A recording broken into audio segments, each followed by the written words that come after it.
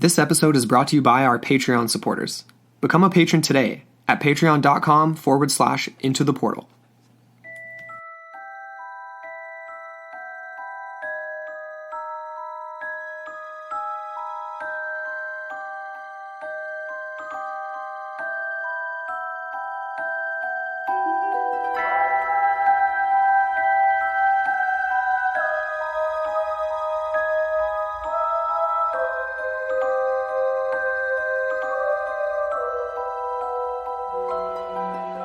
Hello, and welcome back into the portal. I'm Amber A. And I'm Andrew McKay. We're back with another film Friday. Yeah, I'm stoked to be back. We missed last week, but we're back at it again with a really good one for you guys. Yeah, we're really stoked on this, as usual. The suggestions have been pretty epic. They have been, yeah. So we are discussing none other than Nightbreed. That's right. 1990 film, actually written and directed by Clive Barker. Yeah, and when I tweeted this out earlier today, being like, we're going to be back at it with Film Friday this week, I had a bunch of people tweet back at us, and they're like, Clive Barker's best movie. Like, people really like this movie. Now they do. It's become a cult classic. Exactly. But before we jump into it, though, I just have a tiny bit of housekeeping. So thank you to everybody for your reviews. We've had a whole bunch of new ones, and they've been kind of spread out all over the world. So we had a few new ones from Sweden, 5-star clicks, no written reviews, but some new 5-star ones from Sweden, from Australia. That's awesome. And then we actually did have a written one from... I know, right? How awesome is that? From over in Germany, though. So we did have a written one, and that actually came from way back in October. Cool. And I don't know how we missed this, but anyway, it slipped by. But this was from Woof Padaws. Amazing, give it a try, 5 stars. So it reads, I stumbled over this podcast and couldn't help but stop to binge listen to it. Amazing hosts and very interesting topics. They spend a lot of effort on creating an amazing podcast experience. It goes on for a little while and then it continues in German, which was really cool. So thank you so much for that review. That's really neat. Sorry we're a little late on it, but thank you to everybody who's leaving them. And if you haven't yet, please do us a solid. Appreciate it. So that's it. That's the housekeeping. Boom. All right. Boom. Now let's talk about Boone, who is the main character of this film. Yeah. He was played by Craig Sheffer, and he's been in quite a bit of stuff, including none other than A River Runs Through It. Okay. That sounds familiar, but I'm not remembering. I feel like there's so many just puns and plays off that. Anyway, A River Runs Through Bob. It's a pretty classic movie. And then also One Tree Hill. Are you serious? Yeah. No way. I don't know if he's actually Canadian or not, but One Tree Hill was based out of... Oh, wait, no, I'm thinking of Dawson's Creek. Never mind. Wrong show. So, same sort of era, though, of TV shows, right? They were on now. It's like I remember prime One Tree Hill ads. Teen television. It's kind of funny, though. Before he actually became an actor, I just saw this little blurb here. Apparently, he was selling newspapers, slept under a marble staircase in the Grand Central Terminal, which I think is in the UK, actually. Okay. Might be in the east of Canada, I'm not sure. And then he was living off of these Unification Church spaghetti dinners.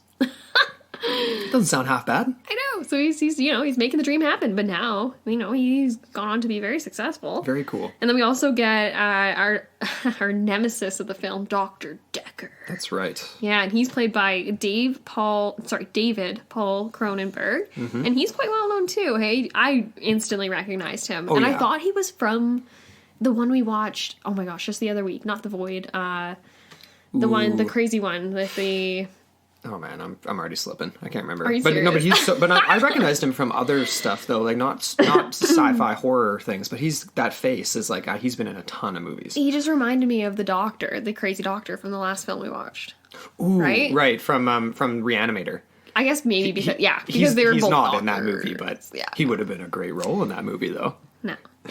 But anyways, he is actually a filmmaker himself, Canadian, writer, and actor. And I thought this was interesting. He's actually one of the principal originators of what's known as the body horror genre. Very cool. So things like visceral bodily transformation, infection, like cyborg technology aspects, and like this whole... what they say, the intertwining of the psychological with the physical. So that's why, again, it really ties into the whole Reanimator, right? Like, absolutely. Very, very similar genre. Definitely. And then, of course, we get Lori, which is played by Anne Bonny. Right. Or Bobby, sorry. Anne Bonny. Anne Bonny. The She's pirate. back to life, resurrected, has an acting career now. All right, but like, what's this movie about here, though? Like, give us a little breakdown for people who... Because I know some people listen to these and haven't watched these movies yet. Mm-hmm. Wes. Shout out to Wes. Yeah. Watch this one, buddy. All right. Well, the basics of this film is essentially following Aaron Boone, main character, played by, like I said, Craig Sheffer. He's a hunk. He's like an 80s, 90s hunk. He's got his like leather jacket and his tight jeans that are all in like white tee, looking all tough. The deep beat. The only thing that's missing is like the cigarette pack like flipped into the t-shirt cuff, like he's from like The Outsiders or something like that. That would have been perfect.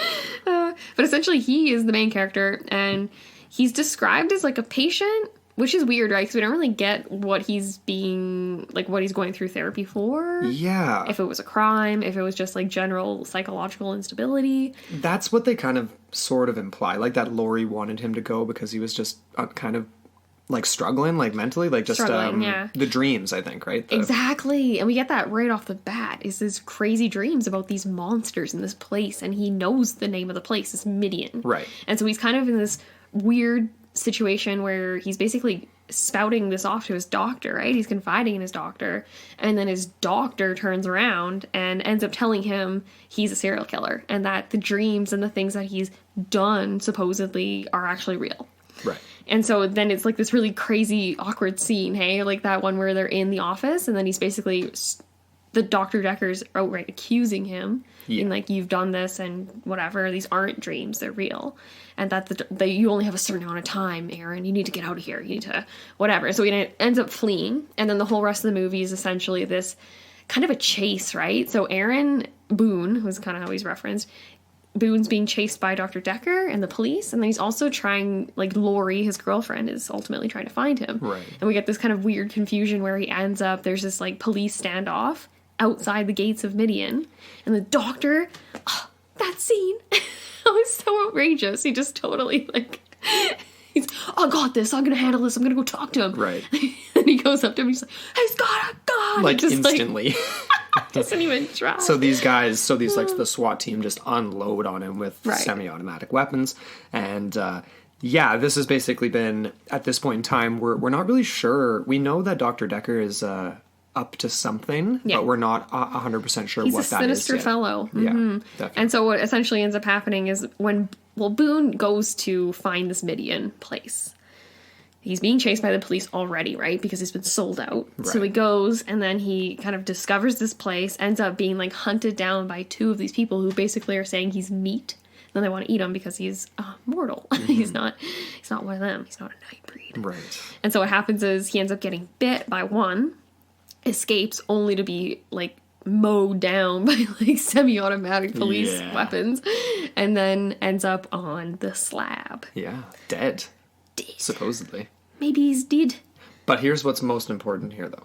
Because right before this happens, Boone has a little interaction inside Midian, right? And that's the reason why this movie is able to continue on. So he's like, has this instinctual, like, he just knows where this place is. Like, and that's where you're kind of like left wondering, was he actually going to these places? Like, you know, right, like Decker's saying, like, did he actually go to Midian in this, what he's describing as a dream? Because he says they're so vivid, right? I think it's a prophecy. I don't think it's a dream even. I think he's seeing the future. But it's so vivid, it's like it's happened already. Exactly. So it's the future, but it's as if it's already happened. Exactly.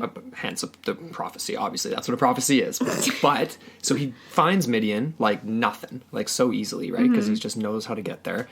Goes in and immediately is confronted by a couple of the residents of Midian that are actually able to be above ground. Because as we learn later on, there's a whole mixed bag of these strange monsters and creatures, right? It's not just one breed, it's many Nightbreeds. And Boone ends up getting bit. Yeah, on the neck. On the neck. We learn more about this later on, but this is right before the police show up, and he's basically hightailed it out just outside the gates, and then we get this standoff where he's shot and believed to be dead, but of course that doesn't stick. No, and that scene is highly symbolic, right? Because of the gates as like this aperture, or say like a portal. It's like it's a separator. Yes. So you get these two realms, and like you can almost describe Midian as almost it's almost like a metaphor for an in-between, right? Like it's like a purgatory-esque type Yeah. Sort of. Its own separate realm, almost, which is bizarre. It's outside of Calgary, which is just so weird. So he, like, just, instinctually kind of comes across, he just goes for it, right? Because he doesn't have anything, he needs to run. Right. So he's already on the run, on the lam. That's right. And then, you get this standoff, he ends up going back. The weird part, too, is, like, you have this autopsy scene, right? And in this scene, you get them removing the bullets, but you don't actually see them cutting him open or anything. Like, he's clearly not going through a full autopsy. Right. And so then they end up just leaving him, and then all of a sudden, Boone's body's gone. And then this is where Laurie kind of enters back into the scenario here, because she's like, okay, either someone just, like, stole the body of or he's not dead. Right. And I so mean, she she goes thinks to that Midian. it's stolen, though, I think. Well, yeah, and then she just almost... It's very instinctual, right? This whole film kind of revolves on the instincts of the characters, I think, because in the sense, like, she just goes to Midian herself on a whim because she's like, well, I want to see where it all ended for him. Right. Mm-hmm. Even though it's like, would you really find answers? Like, the answers are in what played out already, but she still goes.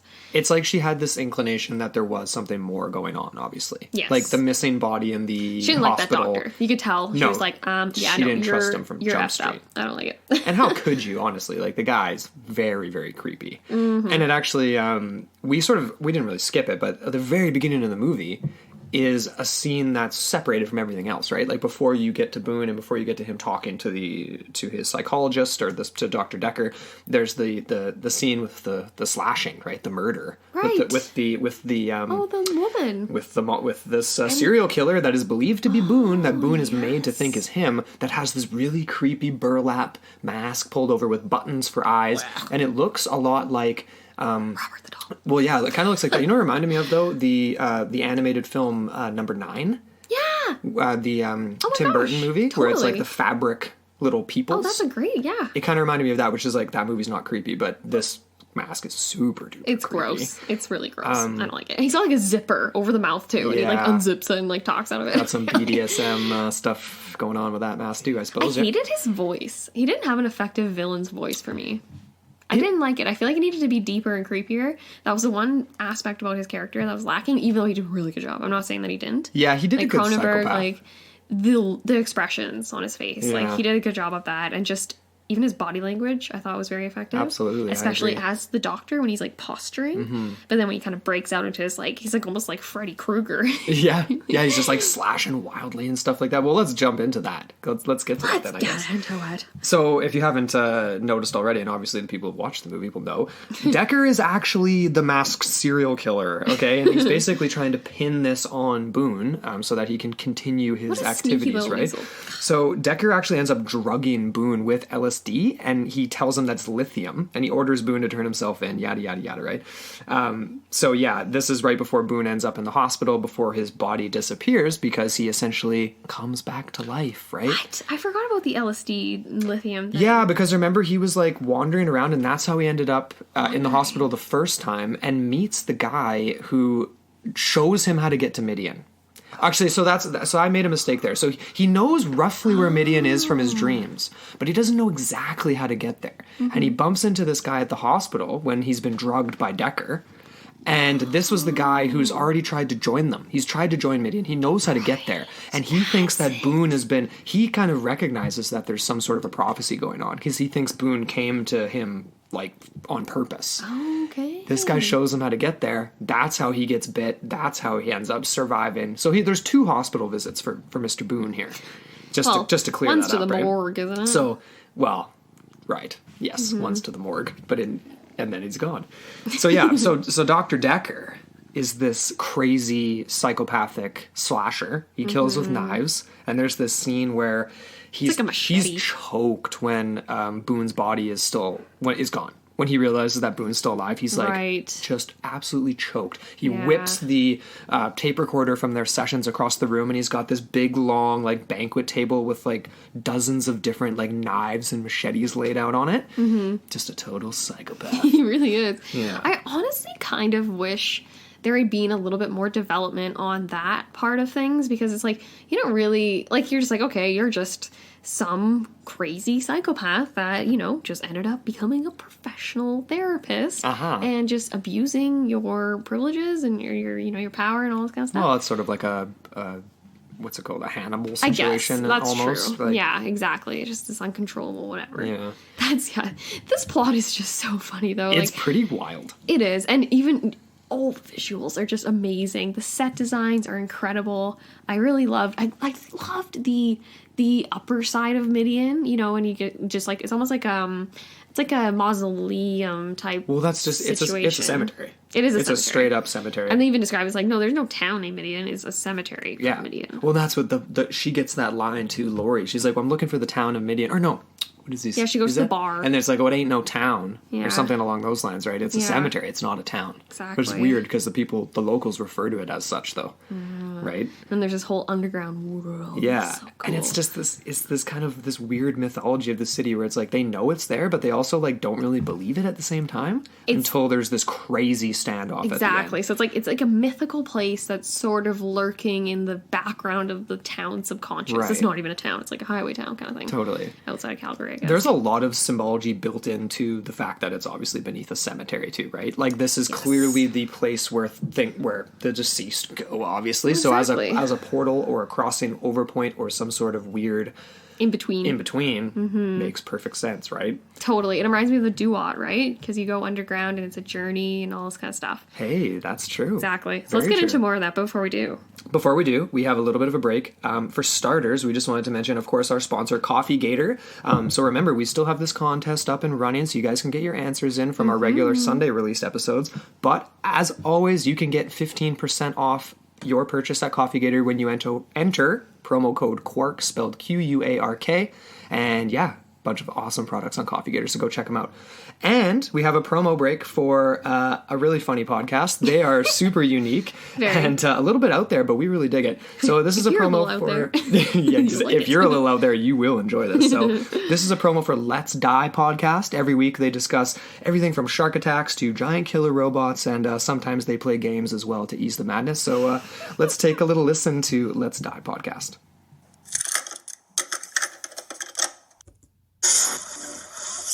We've done it. We've mastered our portal technology, and we've entered the portal for Into the Portal to steal all their portals so all their people will listen to us now. Let's Die, the His versus Hers Guide to the Apocalypse, the podcast. Jasmine, what portal are you going to steal? Transformers, robots. Giant robot attack. Excellente. Wes, what portal are you going to steal? Oh, I'm taking the bird box. The bird box? What's in the bird box? Jasmine, what's in the bird box? I'm gonna steal... You stole mine. I'm gonna steal this one about love. Love survival, because that's what we do. We talk about impossible things and how to survive them and things like that. And sometimes we play games on the Amazon Echo, like Jurassic World Revealed, or text-based RPG, stuff like that. Nah, I'm saying... Oh, the frickin' portal's gonna... No! Curse you into the portal. We'll get you next time.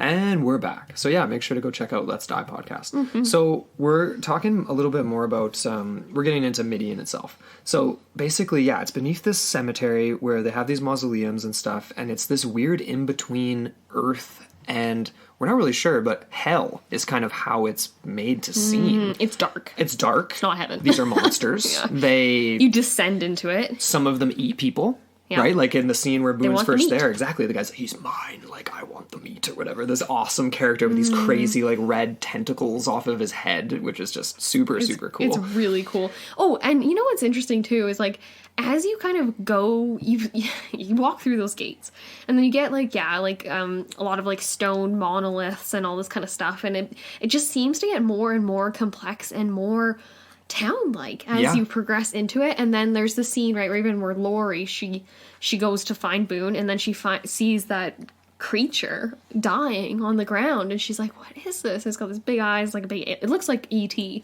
Yeah. And she like ends up saving it. It's a little child, and as soon as it's out of the light, it's fine. turns But back. she goes into a building, right? Like the lady, there's like a woman inside, and she's beckoning. She's like, please save it. Save her. She doesn't know any better. Right. And then she ends up grabbing her and bringing her over. So there is buildings. There's full... Yeah. It's full on. It's like an abandoned, weird place. Yeah, definitely. But it's like it's not in a bad way though. It's not like they're it's a protected place, right? Exactly. It's like a sanctuary. Yeah. And it was built by their savior, which is this figure that resides in what they call the tabernacle, which is deep beneath the earth. Yeah. And this is it's crazy because when you first see it, when Boone gets his initiation, basically, because he's like, hey, this is the only place I can go. He's run away from Laurie. He's trying to get away because he thinks he's a murderer at this point. Yeah. There's only like maybe 8 or 9 of these creatures that live in Midian as a part of the ceremony and stuff, right? They seem to multiply. Then later we realize that this is a vast network of like hundreds of beings living. And some of them are actually sequestered because they were outright insane, and so they're not to be trusted, so therefore they end up releasing them when the whole big shindig goes down. Yeah. So there's different classes. It's a whole society. It's a whole system. Exactly. And yeah, there's tiers. There's the leader that's not the actual... It's not Baphomet, which is the savior. Right. But it's like their leader. I can't remember his name, actually, off the top of my head. Yeah, he was interesting. He had these Kind of a like Gandalf-y- slats on his cheeks that looked like gills, but they were eyes. Yeah, they're like extra eyes. Yeah. I mean, everyone's got their little weird thing going on in Midian. There's that one person with like the big cone thing coming yeah, out the he's top got of their like forehead. it's like his face is like a crescent moon. It's pretty weird. But obviously there is this connection to, I don't even know, demonology, I guess, and potentially to some of the sort of the books Maybe of hell. more paganism and that Yeah, kind of thing. yeah, because Baphomet isn't outright associated with like the devil, I don't think. Okay. The term was actually originally associated with the Knights Templar, but this was falsely associated with them and used against them in their trials, from what the little research I've done on it so far. Oh, okay. We should do an episode on it on its own. That would actually be really cool, just to do the Knights Templar. that would be neat. really cool. But obviously later on, like, people will be familiar with this figure. It's like the goat, the winged goat man, basically. And it's been incorporated into like occult traditions. I believe it's actually on like different tarot cards now. Oh. That sort of figure. It's like the goat holding up the 2 fingers on one hand and then on the other. So basically it's like, yeah, there's this image from 1856, the sabbatic goat. So is it drawn by this guy named Eliphas Levi? Eliphas. Eliphas. Levi. Yeah, and it's kind make the of jeans? reminds me of almost like the alchemy Azoth in a way, because it Oh, yeah. contains these like binary elements representing, you know, like the sum total of the universe and like male, female, good, evil. So it's not outright like a On, off. demon. I have that like a switch. Yeah, like really though. The sum total of the universe. That's interesting. And actually, in our regular episode coming up this Sunday, we're going to get into a little bit of this kind of stuff too. But anyway, I'm not even going to... That's my only tease. This is, of course, only one artist's interpretation of Baphomet, I guess. But this is what it's sort of become in occult traditions. But it's interesting in this movie because it's like we're given this idea that there is this association with hell, and that these are like monsters, right? That these are like... It's a world of It's Nightbreed. monstrosities. They're Nightbreed. Exactly. They're not human. They're in this weird in-between space, and it's definitely not on the between heaven and earth. It's between something else. Exactly. But it is. yeah. And then this Baphomet character is interesting too, because it is very closely resembling what you described, right? Like this, it's like a hominid, it's like a humanoid kind of like and it has these like things extending out of its head like big horns, essentially. I'm just looking at this, the 19th century images. Like the one in the movie, like the Baphomet in the movie. I don't even know if it's Baphomet or Baphomet. I think it's Baphomet. Baphomet? I don't know. But Could be either. the one in the movie doesn't look like the rendition from the 1800s. It's the more of movie a is human darker. figure. Yeah, and then they do something very similar to what they do in... Oh man, what's that awesome Japanese monster movie that we love so much? It's from like the 50s or 60s. And it's that very old technology. Daimajin. Daimajin, where they, you know, like his face, he's a stone figure, and then you get this animation come out and it's like an actual like person's head and they kind of like sublimate it over top of like or like you know like overlay it somehow. I don't know how they would do it, but Wow. it's kind of how it comes across though. It's very human like but very monstrous like, and it's got these big glowing red eyes. And or is it green or red? I think they're red. Is it red? And it, you know, and that at the later points of the film, obviously it picks Boone up, and that reminded me of like the Ijarak, or almost like this giant thing from it's the very Ritual much like or the something, Ijarak. you know? Oh, totally. Yeah. Oof, creepy. Yeah.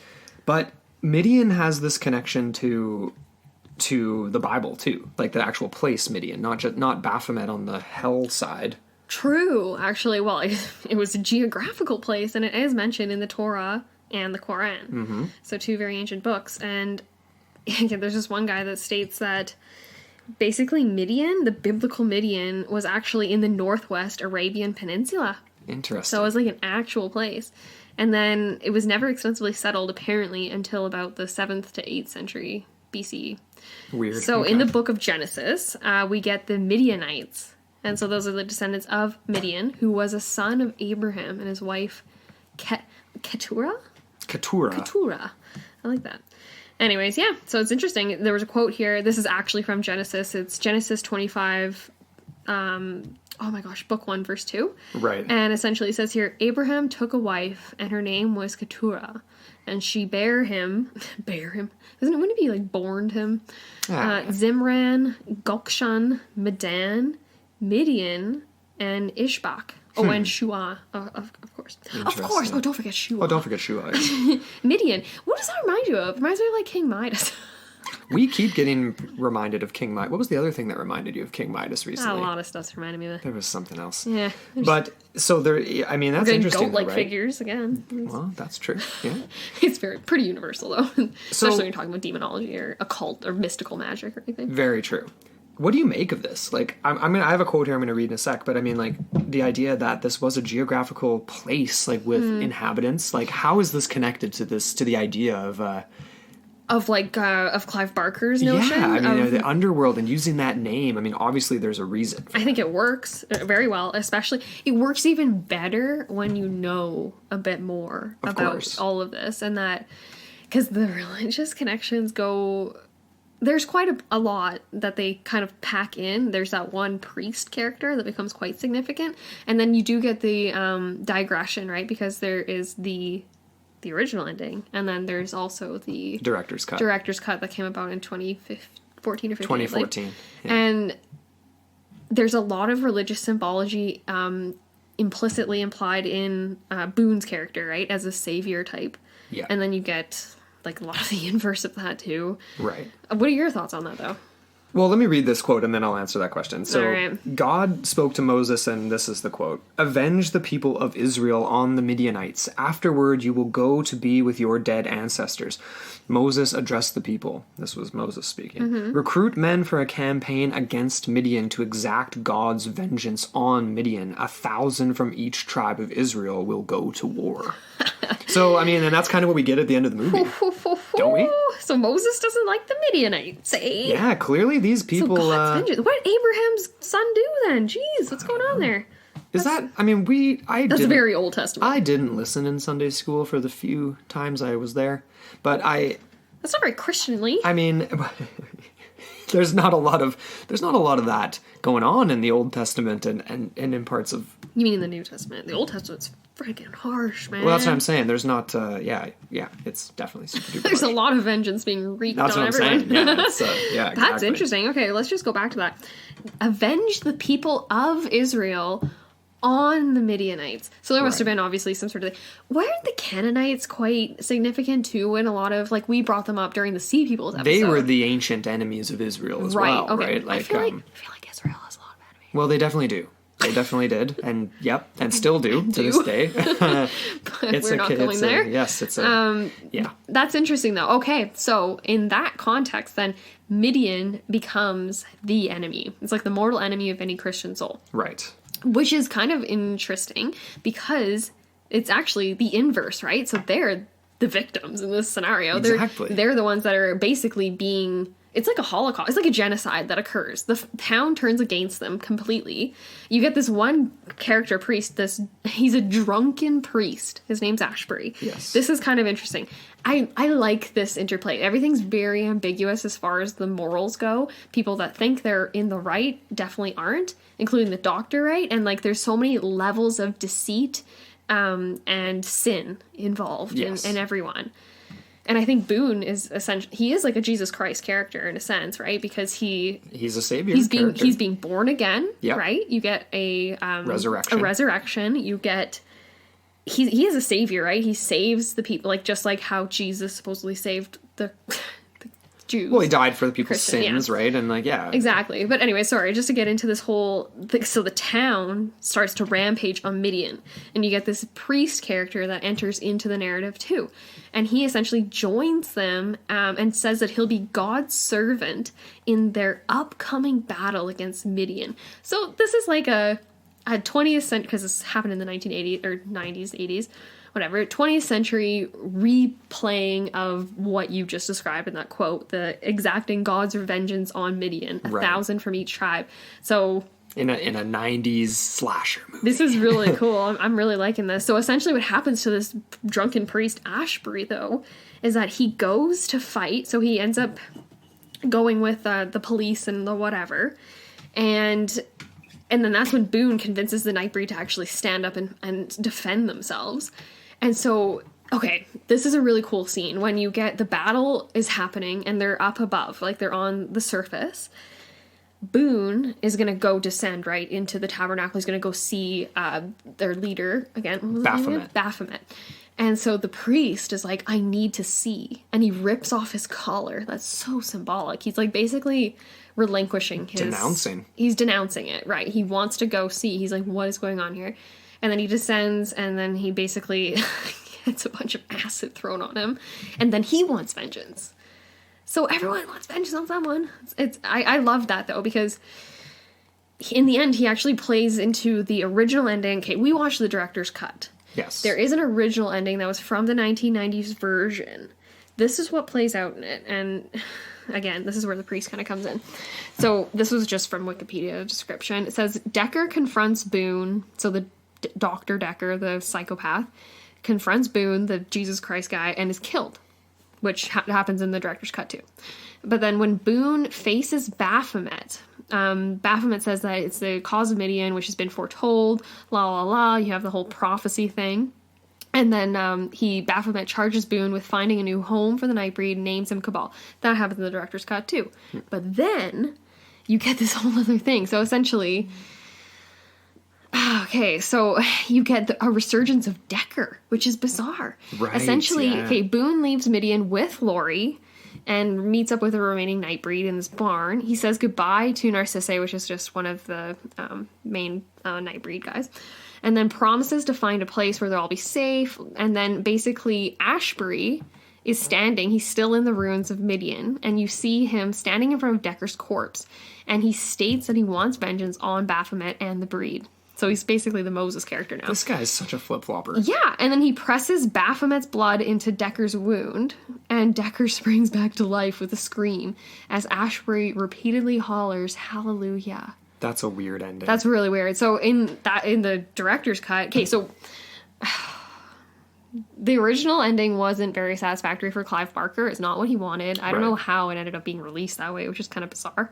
You would think he would have more creative control. Obviously, the producers had more creative control. The studio, exactly. Yeah. It all kind of came, whatever.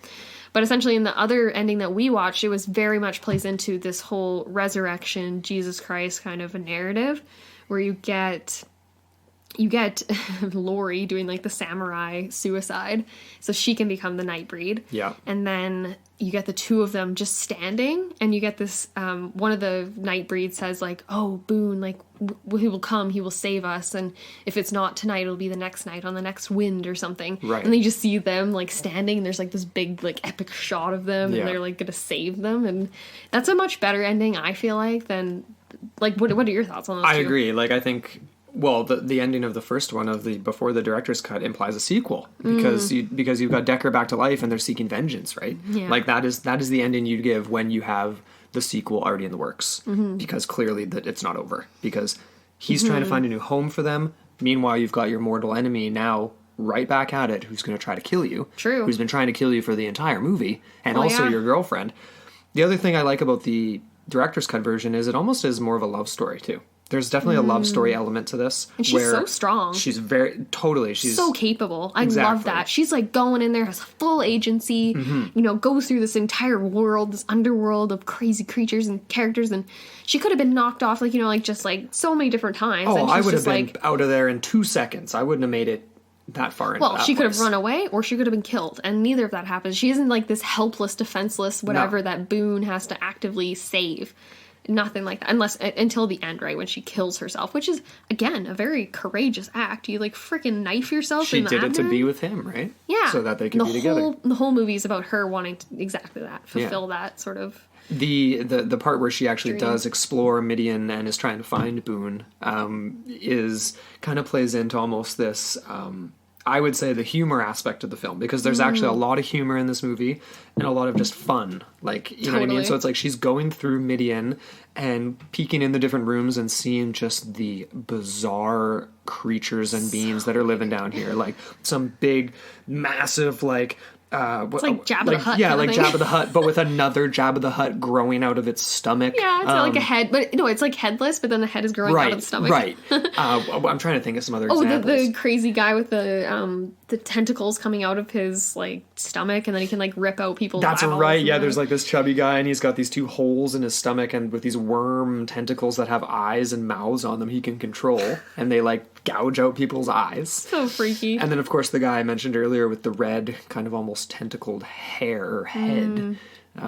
So many. Oh, the porcupine girl too. Right. That's cool. And she's Yeah. all seductress, and then she turns into just full on, just flinging her. Giant needles. Yeah, giant needles. And all of this is crazy because these special effects are real. It's not it's animatronics. It's not computer generated. Right. And they had a couple months, there's a guy, Bob Keane, he was a director, and he was kind of responsible for this kind of stuff. And then they had about 2 months to play around with ideas, and then they started modeling, and they only wanted to use animatronics where it was necessary. Everything else is just people. Right. So whatever they couldn't get away with, they had to put in.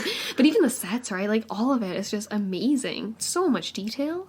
All of that. Because you just imagine today, when we say we go to the movies, we see a crazy action-packed superhero movie. It's all fake. Yeah. It's all just computers. Yeah. And then you look at the behind the scenes, and it's all just they're standing in front of a green screen with a bunch of sensors all over their Yeah. body and whatever Yeah. else. That's a completely different film culture. Yeah, it's different. Now, Yeah. as opposed to then. I don't know. I feel like this would have been more interesting back in the day. It would have been a lot more work. Well, different kind of work. I'm not going to say it's not a lot of work. Obviously, CGI is Yeah. crazy. It takes a ton of work and Oh, for detail. sure. But it's just a different era, obviously. And you got to Exactly. appreciate these. And this is something I wanted The to mention, actors, too, because That's it's hard. the 90s is the 80s. The early 90s. This movie was 1990. Okay. It just screams Reanimator, right? It's Oh, very, yeah. very similar. Very And this much. is a joke that Amber and I have had ongoing for years now, that the first 3 years of every decade is basically just the previous decade. Exactly. So it's until 1993, it was the 80s. It was 80s. If Yeah. you were born in 1993, you were born in the 80s. That's when you start formulating a new sort of decade identity, I feel like. It comes about Exactly. halfway. Yeah, they can, and then the trends and things change, and yeah. But yeah, this movie just screams 80s to It me, really and does. I love it a lot. What else do we want to touch on here? We were going to talk about just Clive Barker, how the movie was received. Oh, that's true, yeah. And his whole world of monsters. This was kind of a thing for him. He always loved monsters. And this was a quote. He said, "There's a corner of us that envies their powers and would love to live forever, or to fly, or to change shape at will. So when I came to make a movie about monsters, I wanted to create a world that we'd feel strangely at home in," which I think he Right. achieves. I think he does I that. think so. Yeah. It's kind of funny though, because again, this is part of his larger world. What was the actual? He had a series, and it was this was part of the series. His Nightbreed characters and Okay. stuff, and then the novella Cabal ended up being incorporated into another anthology or compilation of all of these short stories. Oh, So, okay. Hence the name of Boone being changed to Cabal, I suppose. yeah, exactly. Yeah, in the end, he actually the prophecy's fulfilled, and he's renamed essentially. Yes, right. But getting into like the release and the reception and all this kind of stuff, it was definitely a failure. At the beginning. Critically and commercially failed. Yeah. But Barker had some struggles, apparently. Like, he wasn't very happy with how it was packaged, how it was marketed. He said that essentially the film company tried to sell it as a standard slasher film. Which is dumb. And that they didn't really know like the full extent of the story, the narrative. And so I feel like since then it's definitely achieved that cult status because there are people that understand and get it. But Absolutely. Then it's not mainstream by any means. So yeah, he was very disappointed with the final cut that was approved by the studio, and he always longed to do like a second release, so he actually did get that chance in 2014. Much later. Yeah, but he still, and it makes so much more sense now because when we watched the film, it was the director's cut, and at the very end, he says something about how this reunion wouldn't have been possible without so-and-so and whatever, and thanks to the team and all this stuff. And I was like kind of confused, like, what reunion? Like, did he do another, like, is this like a sequel to something else or something, or like what's going on? No, it was just coming back around for for the director's cut. Aw, so they all would have got together again, like all the cast, all the crew, everyone would have been there for the new release. It's pretty cool. I wonder what, like, Bobby and Sheffield, was that his name? Yeah. I wonder what they're up to now. I wonder. They'd be a little older, but I recognized her from some stuff too. Oh, Like, she looked really familiar as well. I think she's actually in Murder, She Wrote. Okay. But I'm not sure. Yeah. So, yeah, I mean, what was your kind of take then? What was your favorite scene, if you could pick one, or like what was your favorite part about this movie? I just really liked the characters. I gravitated to all of them. I really loved the one guy, the one Nightbreed character that was, he had his little, like, Boston Terrier dog. Oh, yeah. And they're all just they're just people, right? Right. It was a very humanistic story, and that was my favorite part about it. Well, it's funny, like, even in the trailer we watched before we rented it, it says, like, you know, like, they're monsters living in whatever, but this time they're the good guys. And it was like this, like, very, like, almost like Home Alone-esque trailer, but it's funny because you wouldn't expect that from a movie like this, where it is a slasher film. It is a slasher film, definitely elements of that, but then you have this hero narrative and this group of monsters that normally would be reserved for, like, outcasts, but they're the ones being persecuted. So it's kind of a flip of the switch. Like, where do they go? It's almost like one of the Lost Tribes of Israel, right? Where they're just in this barn. Where are they going? Like, it's not a desert, obviously, but they need to figure out that's sort of an home. ironic comparison, wouldn't you say? Very ironic. Yeah. I love that. Oh, it's going full circle. Yeah, definitely. Well, what are your final thoughts? I mean, Would you recommend it? I would absolutely recommend this movie. The main character, Aaron Boone, was great. He did a great job. I just love the idea of there being an underground labyrinth of a city that's sort of this, like, in-between space, right? Anytime we get anything like that, I'm all over it because that just sounds so cool. Yeah. Cool. Yeah. I would definitely recommend this film. I really loved all of it. It was just amazing. I can't believe I haven't seen it before. I say this about so many of these movies. Well, that's we're why I getting love back doing this. into... Well, you were born in 1992. True, yeah. So, anyway. Well, I think we should wrap it up. The dog's snoring. Indeed, she is. Yeah, so what do we got going? 6:30 on a Friday. She's already asleep. Passed out. That's a bulldog for you. What do we got coming up next week? We are actually going to visit one of Matthew Plum's suggestions, one of our patrons, and we're going to be doing Primer, which is a really cool, it's a very, again, a culty film, cult following, and done, I think it was like it was like 2004, but it's about time travel. Awesome. Yeah, so Very make cool. sure you guys go check that out, and we'll be back next week. Definitely. Before we go, though, thank you again to our producer, Charlene Ramler. Yes. And, oh, thank you so much for the card, Charlene. and thank you. That was just I don't even know what to say. Like, that was so nice. I'm looking at it. It's on our shelf. We've got right it up now. on our shelf, Yeah. just congratulating us on our engagement. So that was really sweet. We really really nice. appreciate it. And obviously, thank you for being our producer. Yeah. You guys can check out the tiers we have on Patreon too, patreon.com/into the portal, and you can become a producer as well. So go check out what we have to offer on there. And thanks so much for listening to this Film Friday, and we will catch you guys again in a couple days on Sunday. Stay tuned. Till then.